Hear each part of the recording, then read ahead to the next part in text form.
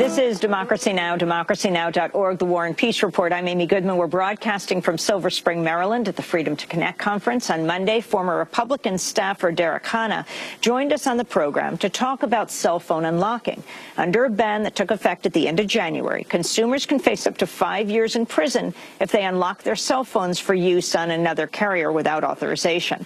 Derek Hanna spearheaded a petition against the ban that received more than 114,000 signatures on the White House website. Just hours after our interview yesterday, Derek got a call from the White House saying they're coming out against the ban. In an online post titled "It's Time to Legalize Cell Phone Unlocking," R. David Edelman, White House Senior Advisor for Internet Innovation and Privacy, wrote, quote, "The White House agrees with the 114,000 plus of you who believe that consumers should be able to unlock their cell phones without risking criminal or other penalties. In fact, we believe the same principle should also apply to tablets. If you have paid for your mobile device and aren't bound by a service agreement or other obligation, you should be able to use it on another network. It's common sense," Edelman wrote. The Federal Communications Commission also issued a statement against the ban yesterday. FCC Chairperson Julius Janikowski wrote, quote, "The FCC is examining this issue, looking into whether the agency, wireless providers, or others should take action to preserve consumers' ability to unlock their mobile phones." We invited David Edelman from the White House to join us on the program. His office declined, but we did ask to talk more about the government response and what comes next. Derek Hanna to rejoin us, the visiting fellow with Yale Law School's Information Society Project, who worked on Mitt Romney's presidential campaigns and for Republican Senator Scott Brown of Massachusetts. In addition to spearheading the petition against cell phone unlocking, he's known for authoring a controversial memo in favor of copyright reform for the Republican Study Committee that cost him his job. Derek, welcome back to Democracy Now! We just have a few minutes, but explain first, for people who aren't familiar with what cell phone unlocking is, what it is. Sure. So cell phone unlocking is where you plug your phone into a computer and you change some settings on the phone that allow for you to use a SIM card from another provider. So if you have an AT&T phone, you can use a SIM card from perhaps from T-Mobile. And what did the Librarian of Congress, and I think many people don't even know there is that post, not the Library of Congress, but the Librarian of Congress rule in January. The Librarian of Congress issued a ruling that made this technique now illegal. There was an existing exception, and they allowed for that exception to lapse. So now you can be prosecuted by up to 5 years in jail or a $500,000 fine. How does it work in Europe?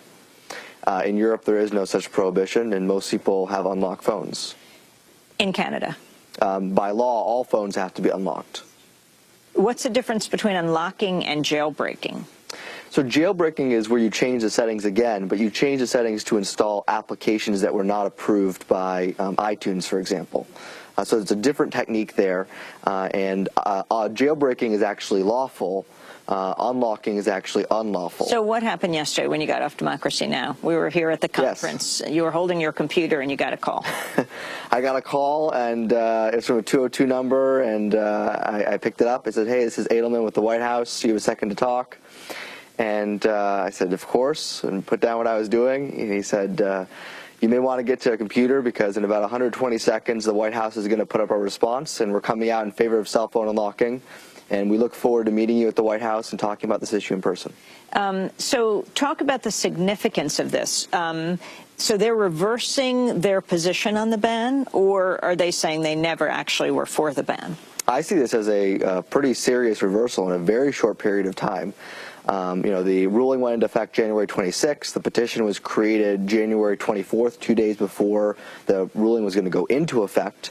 And now, just a little bit over a month, we have this response. And the Librarian of Congress was appointed by the president, despite the title, and courts have held that it's a rulemaking, executive, adjudicatory function. So this was the position of the administration. But what about their statement says if you're not still under contract, so you get an AT&T service or Verizon when you get, let's say, an iPhone. Mm-hmm. So you cannot unlock the phone for 2 years. They're still standing by that. There's still some issues that need to have more clarity here. Ultimately, this needs to be fixed by Congress. the way I read the White House's their response was, if you're in a contract, it's between you and your contract provider as to whether or not they want you to unlock your phone. The problem was not with the contracts. The problem was the government coming on top and saying, regardless of what your contract is, even if you're out of contract or you're in contract, you can go to jail for 5 years. That didn't make any sense. How do they find out if you've unlocked your phone to put you in jail? They probably won't, but I would argue that laws that are seldom enforced are among the most nefarious. So is there legislation being introduced in Congress? It appears like there's movement afoot. Representative DeFazio tweeted in favor of the cell phone unlocking issue during the petition. Last night we had Representative Chaffetz from Utah, Republican from Utah, tweet that he's working on legislation as we speak. So we're going to see exactly what this means. But I think that it needs to be a little bit broader than just the unlocking issue. We've encountered a number of issues that should receive real scrutiny here. There's accessibility technology for persons who are deaf or persons who are blind that isn't available.